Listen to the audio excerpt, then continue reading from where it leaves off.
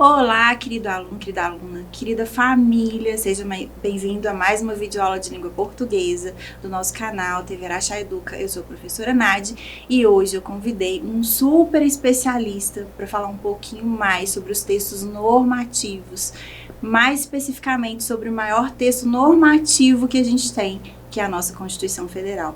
Doutor Bruno, seja bem-vindo. Muito obrigada por ter aceitado o nosso convite e falar com tanta maestria aí sobre esse assunto. Eu que agradeço, Nadi, parabenizar a Araxá Educa, né? Contem comigo sempre e é um prazer sempre falar sobre a Constituição.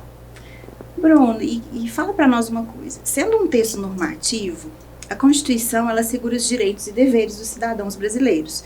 Como que você definiria esse documento? A Constituição, para mim, enquanto definição, eu acho que é um documento mais importante, juridicamente falando, né?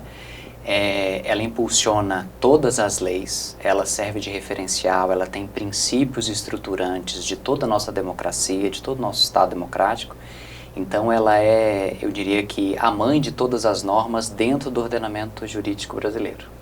Certo, e nós temos estudado esse gênero textual e a gente percebeu que eles têm umas divisões para facilitar aí a localização dessas informações. No caso da Constituição, ela também segue esse padrão? Ela é dividida em artigos, parágrafos, incisos? Isso, ela tem essa divisão, é uma divisão clássica de todo documento jurídico, né? Então, ela tem um caput, que a gente chama, que é a introdução ao dispositivo. Então, ela vai estar artigo 1º, então vai ter uma descrição do que vai se tratar. A gente tem os incisos, que são desdobramentos relativos àquele tema principal abordado naquele caput.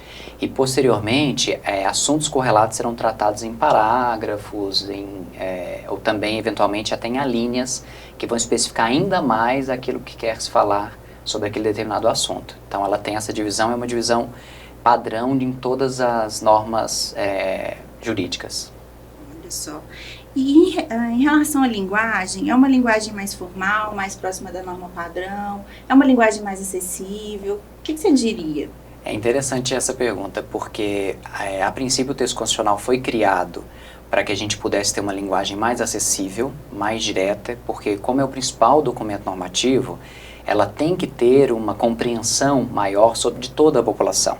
É essencial, né, que toda a população conheça os seus próprios direitos. Então ela tenta utilizar palavras mais fáceis, de maior compreensão, né, mais simples. Então, ao invés, por exemplo, de usar domicílio, né, ela usa casa, asilo inviolável. Então a palavra casa, ela é mais acessível, de mais fácil compreensão da população do que a palavra domicílio. Mas existe essa iniciativa, essa tentativa, mas é claro que como a nossa Constituição ela é uma Constituição extensa, ela tem 250 artigos, né, e depois divisão em incisos, né, em parágrafos, ela é um texto muito extenso. Então acaba que o texto constitucional não se torna de tão fácil compreensão, até pela própria extensão do texto. Mas é natural, tendo em vista assim, o processo histórico, né, toda a Constituição ela nasce da vontade de um povo de construir algo. E essa construção democrática, ela vem aí no período de 21 anos de ditadura militar, tentando superar passados autoritários. Então ela tem esse objetivo de resguardar o maior número de direitos e de esclarecer todo o funcionamento do Estado. Por isso ela ficou tão extensa. Olha só, que interessante.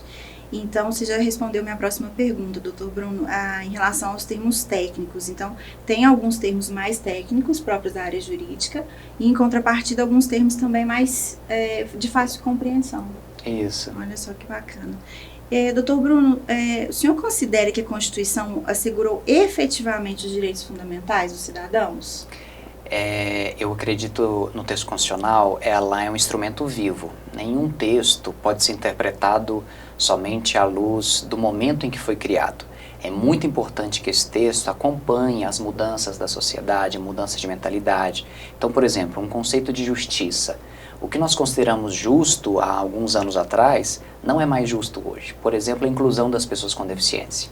Essa foi uma preocupação, uma pauta de justiça mais recente, mas nos parece tão óbvio que esse direito de acesso, de justiça, de igualdade já tivesse sido consagrado às pessoas com deficiência há muito mais tempo. Mas é uma questão de maturidade, de evolução daquela sociedade. Então a Constituição ela tem um número de direitos fundamentais que ela é sempre exemplificativa. Ela dá exemplos de quais são os direitos.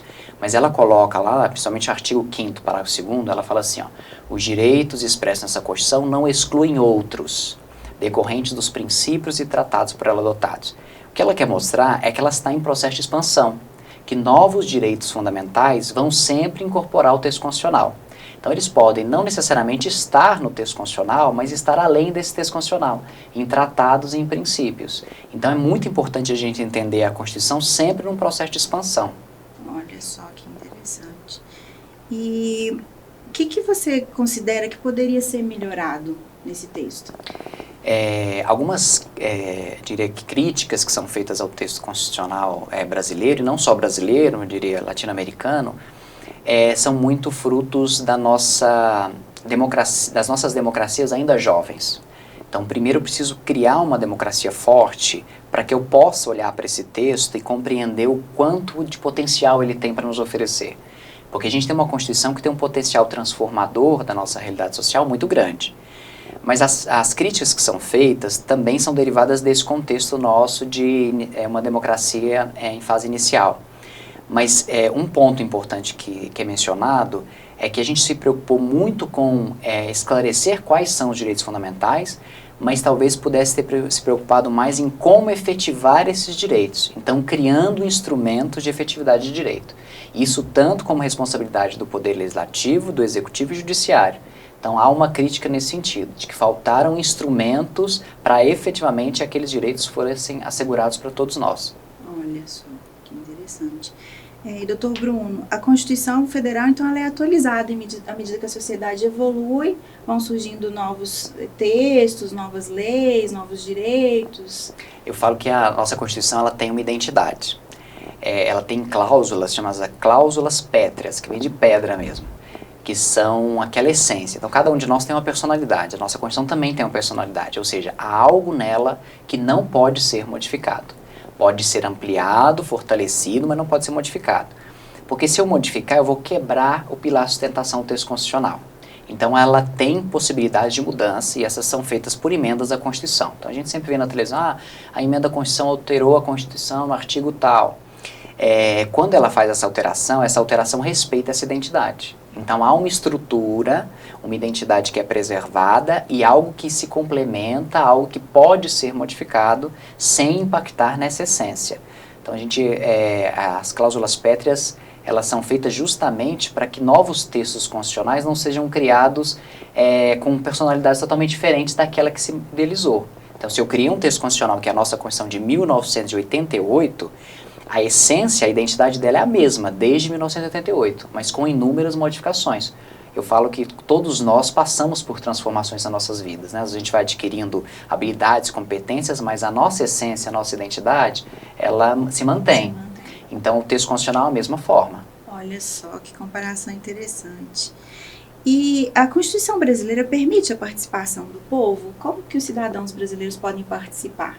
A gente tem várias formas de participação, né? Mas assim, a principal delas é realmente o direito ao voto, né?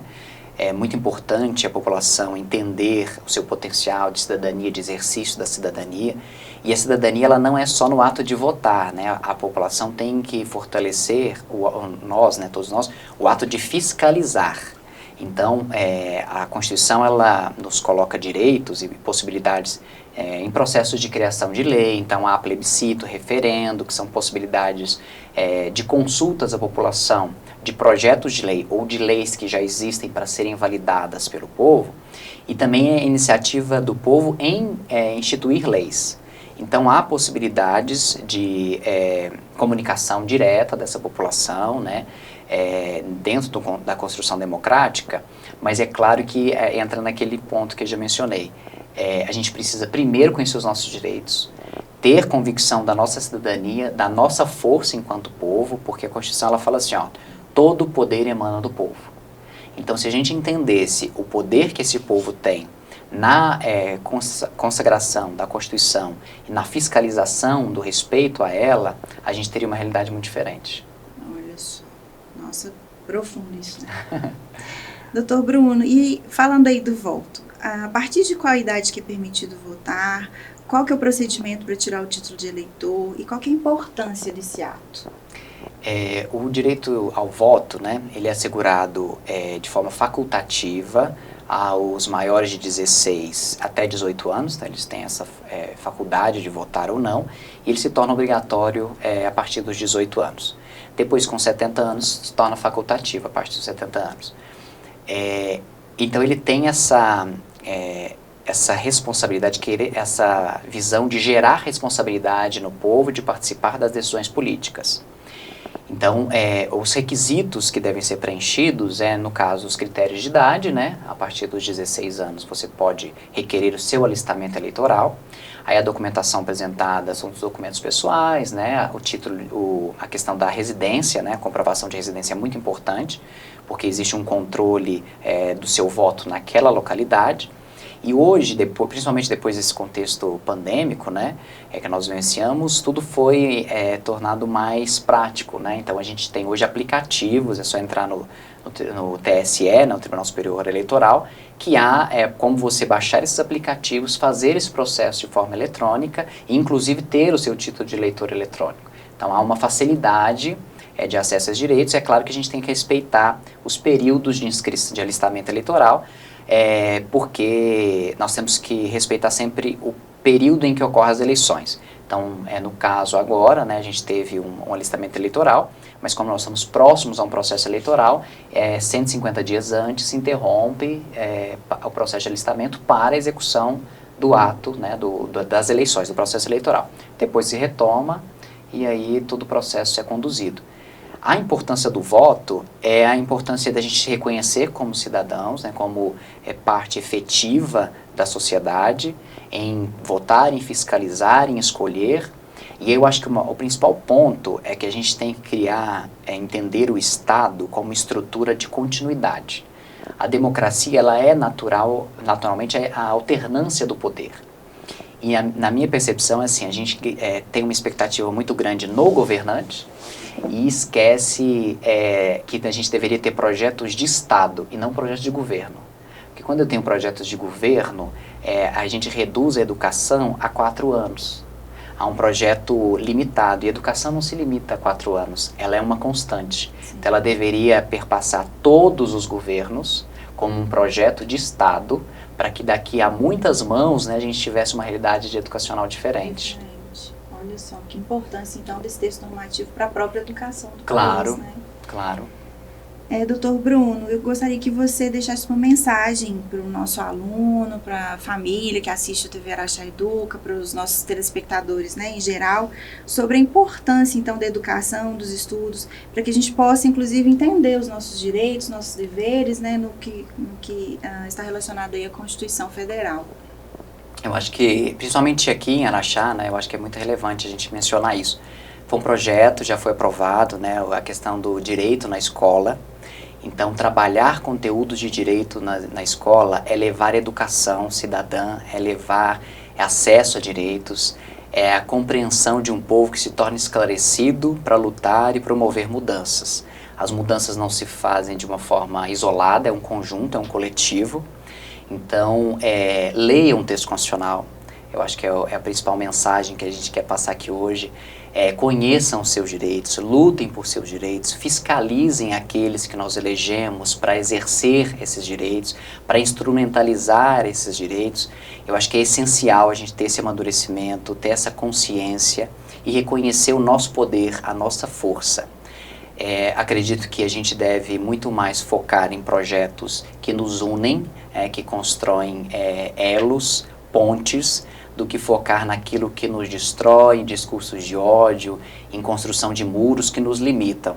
Então a Constituição ela não foi feita para isso, a Constituição foi feita para nos unir, para nos reconhecer enquanto um povo, enquanto cultura, e a energia transformadora do texto constitucional ela está em cada um de nós.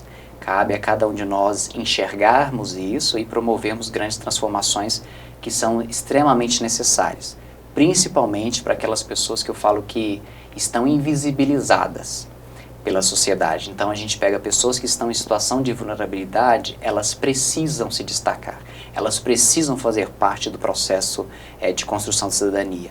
Então é muito importante a gente ter sensibilidade e ter uma visão de inclusão das pessoas com deficiência, das pessoas em situação de rua, das pessoas que estão, por exemplo, em grupos de situação de vulnerabilidade, crianças, mulheres, idosos, todos têm que estar incluídos no processo de construção dessa Constituição, de consolidação desses direitos e da nossa cidadania. É esse o nosso projeto, é isso que a Constituição almeja e é isso que cada um de nós deve fazer. Nossa, emocionante. Tenho certeza que o pessoal de casa aprendeu muito hoje. Gostaria de agradecer mais uma vez, Dr. Bruno, por toda a informação, todo esse conhecimento aí que você falou com muita maestria, né? Muito obrigada e espero aí que nós tenhamos mais oportunidades aí de estudar um pouquinho mais a respeito desse assunto. Eu agradeço, de novo, leiam o texto constitucional e contem comigo. Bons estudos. Tchau, tchau, pessoal. Até a próxima aula. Tchau.